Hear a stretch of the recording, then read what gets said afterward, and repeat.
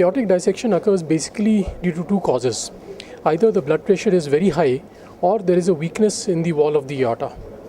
The blood pressure could be high due to the patient has essential hypertension, or it could shoot up during some stress or some form of exercise. The weakness in the aortic wall can be due to atherosclerosis, which is age-related and occurs basically due to high cholesterol and various other factors like smoking. It could be due to some vasculitis, which causes inflammation of the wall. Could be some congenital conditions like Marfan syndrome, in which the aortic wall is weak. There are basically two types of dissection we deal with. One which involves starting at the level of the heart, and one which starts a little lower down. The one which starts lower down can be managed initially with medicines and subsequently with stenting.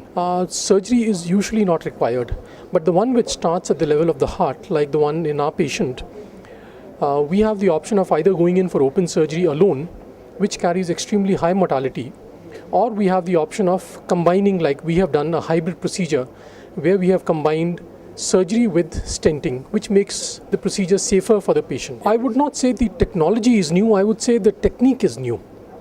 The technology for open surgery has been existing for the last so many years. The technology for the stent grafts has also been in use for more than 10 years now.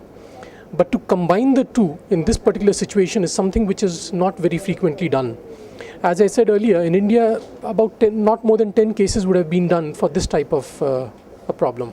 Once the operation has been done, good control of blood pressure, to stop smoking if one has been a smoker, good control of diabetes if the patient is a diabetic, healthy lifestyle in the form of a healthy diet, some form of exercise, either walking or whatever, depending on the ability of the patient.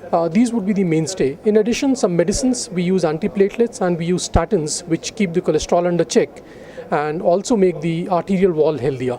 So any operation we do has the potential for problems.